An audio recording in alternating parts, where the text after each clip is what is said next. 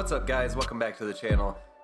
We are going to be here in Forza Horizon 4 to check out this new car to the game today. It is the Alpine A110, and if you guys didn't know, you get this car by completing 15% of the series.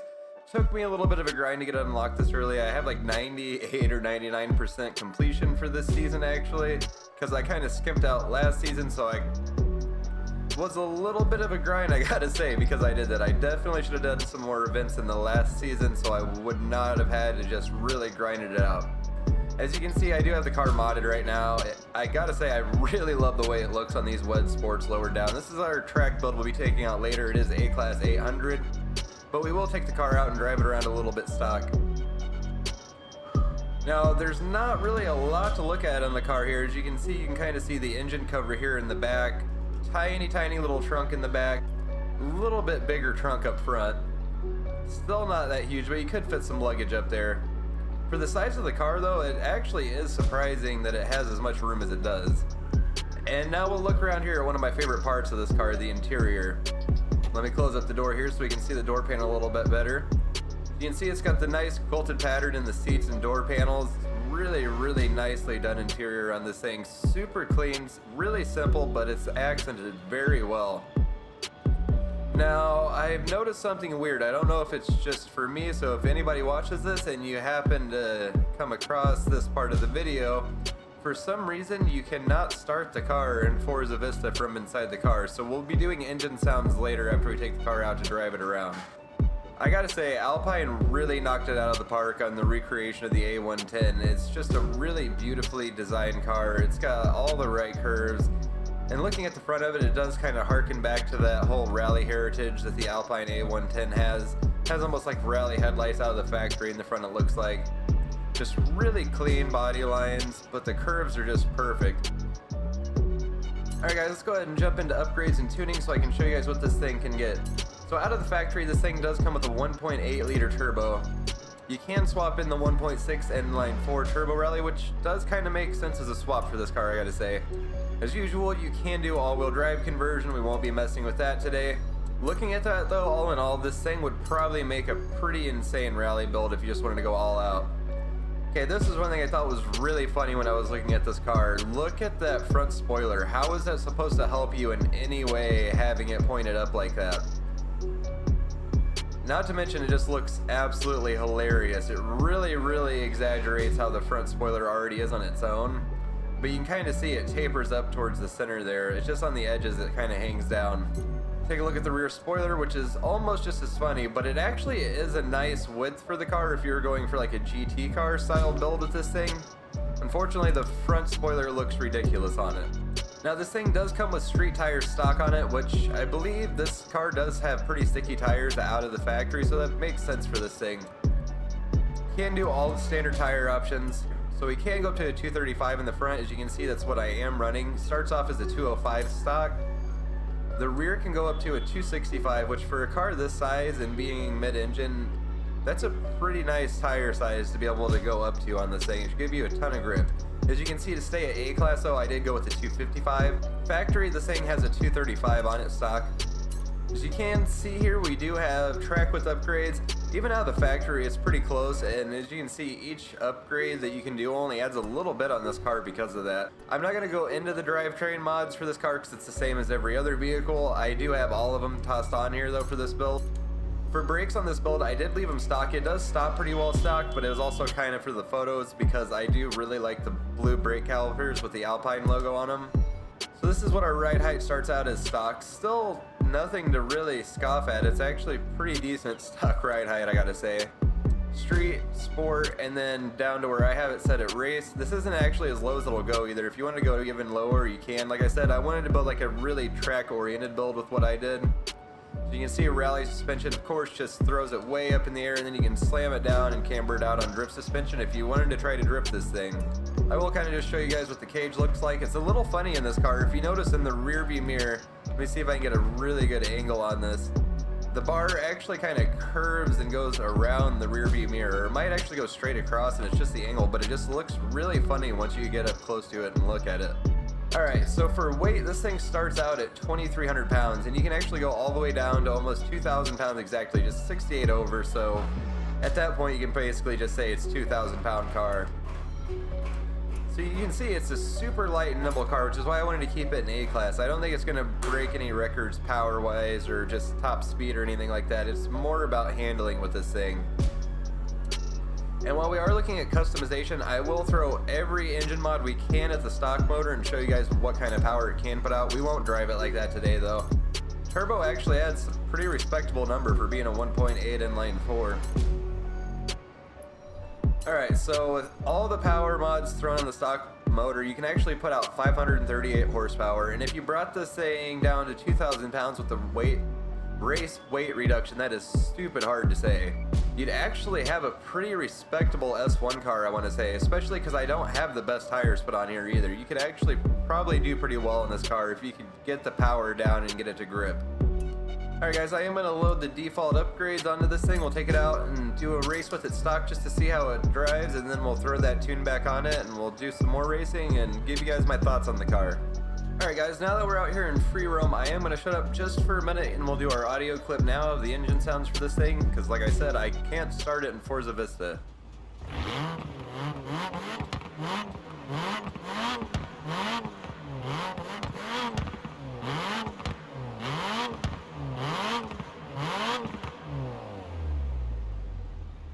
Switch up to the interior, let you guys hear that real quick.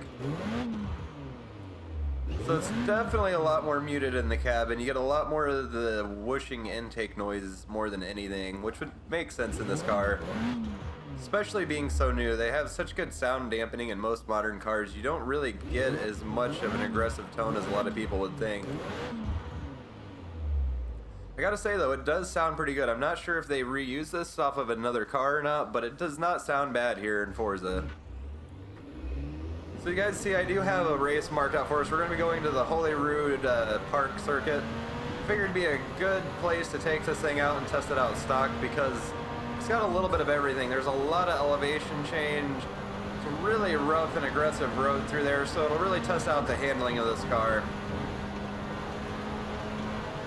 So, if you guys do follow James May at all from Top Gear,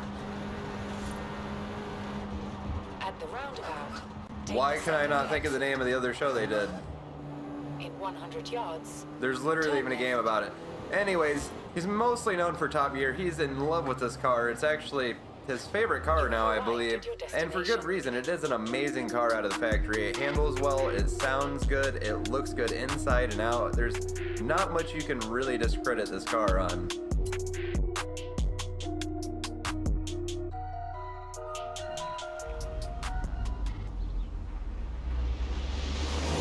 So it's actually kind of funny the Miata is in this race, because I was going to kind of use it as a comparison to this thing, because it is a very similar class of car, even though it is a different drivetrain layout. Also, Miatas are in a factory. This is turbocharged, but in terms of what they're designed for, being a lightweight, nimble sports car, they are in that same category. The only difference is this definitely feels like you have more power whenever you need it between the turbocharger and the way the 7-speed gearbox in this thing is set up. It really, really just keeps the car in the power band basically all the time. And that also aids in the handling department too, because it helps you be in the right gear through corners, keep from locking up tires and keep from spinning tires up coming out of the corners on acceleration. Overall, it's a very balanced and nimble feeling little car. Not the fastest, but like I said, because it is always in power and it does handle as well as it does, it just really feels like it's a lot quicker and a lot more expensive car than it actually is. Which is probably a lot of why James May is so in love with it. It's really hard to pick things out about this car that you just can't enjoy and like.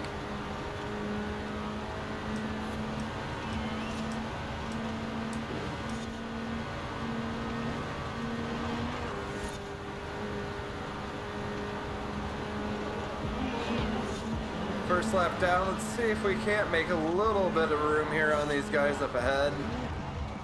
Like I said, we definitely are lacking in the power department, especially compared to some of the cars up there ahead of us.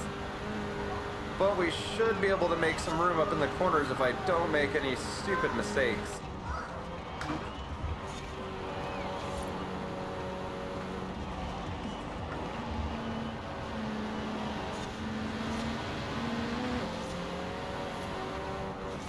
Being mid-engine, you definitely have to be a lot more careful with braking and throttle, and also not going into fences like I just did, to keep the car from wanting to rotate too much on you and actually be able to keep it on line and take advantage of all that added grip from it being rear engine, or mid-engine I should say.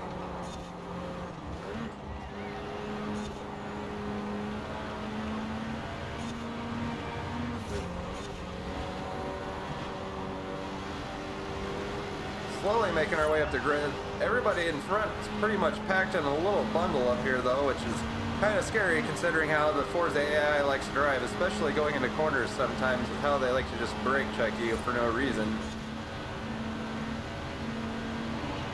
This section's where we really suffer on this circuit. I just don't have the power. You can see the Audi coming up in the rear view mirror behind us there.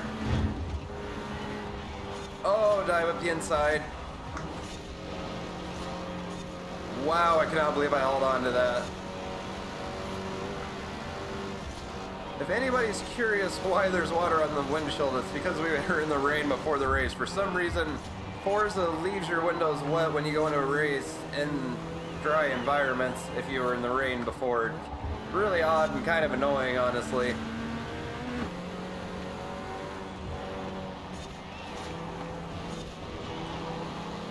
Oh, he's gonna cut me off. I was gonna go for it, and then I saw him kind of start to swerve over, and I backed off the throttle there a little bit.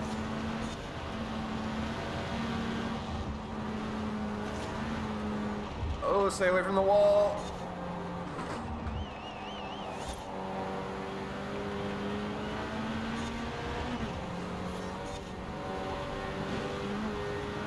That corner can get really sketchy right there because it unloads the car so much. It's really easy to spin the car out, especially when you're trying to full speed through it like I was. I know I gotta make up some room on them here before we get onto this little sort of straight section, because then they're just gonna start freight training me.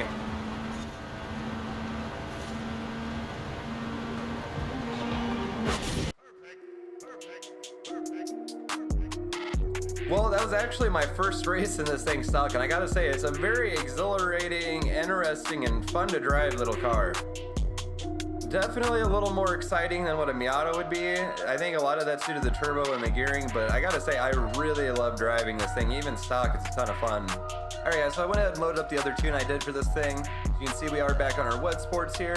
And we're gonna go ahead and cruise over here to the location I have on the map marked out to do another race. It's the Meadow Sprint. I actually haven't done this one in quite a long time.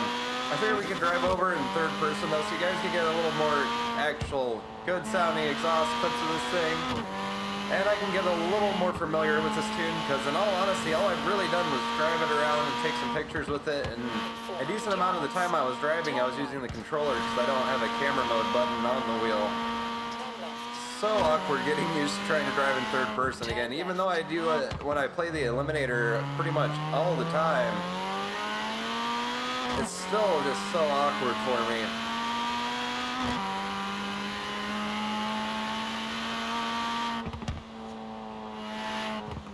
You can really see, even though I did not add a ton of power to this thing, with a little bit I lightened it up, the added grip from the wider tires, a little stickier tire compound, it really made a big difference in this thing. Oh, I forgot to steal focus from my wheel for a second. I had no control. Trying to switch views on the controller when you're driving on the wheel in Forza is a very, very bad idea, guys.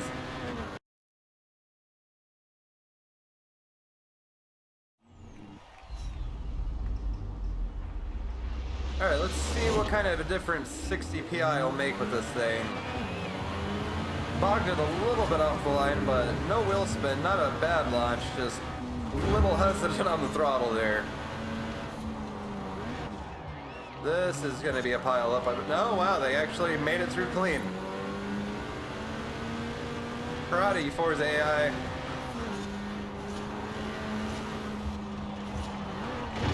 Okay.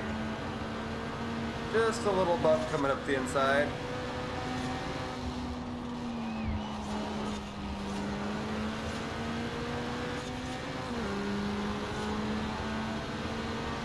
try to run the rest of this race as clean as I can, although with Forza AI, this is probably going to be a lot more difficult than it sounds.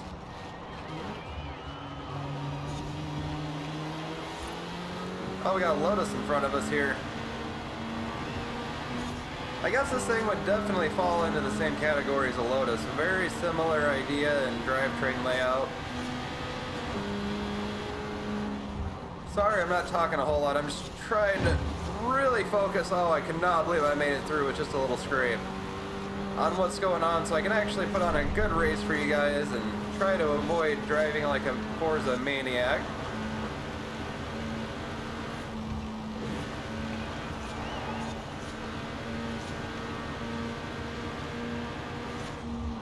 Oh, I did forget to mention with this tune, I basically did retune this car to be a 6-speed. You still have 7 gears, but I have it basically tuned off of the grass, so it's almost like a highway cruising gear now.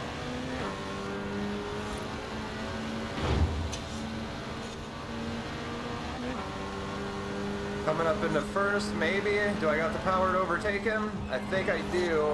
Oh! I caught the rain puddle on the inside there and lost traction, I think. Could have been carrying too much speed, but it really did not feel like it, especially for this thing. Either way, we still held on to first. Not a bad race. I really like the setup. I gotta say, I was a little bit worried about it because it definitely seemed a little throttle happy and wanted to spin tires up in my first testing of it. Well guys, that brings us up to the end of today's video. I really hope you enjoyed it. I gotta say, I really am in love with this car. It drives so well. I've said that a lot about a lot of the recent cars, but this is a different kind of fun. It's not stupid fast, it just drives so well, and it's a really exhilarating type of driving, almost like a Porsche because it is mid-engine. If you guys do have the time to go ahead and knock out the 50% completion for the series and get it, I highly recommend it. We do still have 2 seasons left, so there's still plenty of time. And spread out over 4 seasons, it really doesn't take a whole ton of effort to get the 50% completion for the series. So I definitely recommend getting it while it's available. I'm sure it'll eventually be available again down the road, but this will probably be the last time we do see it for a little while here.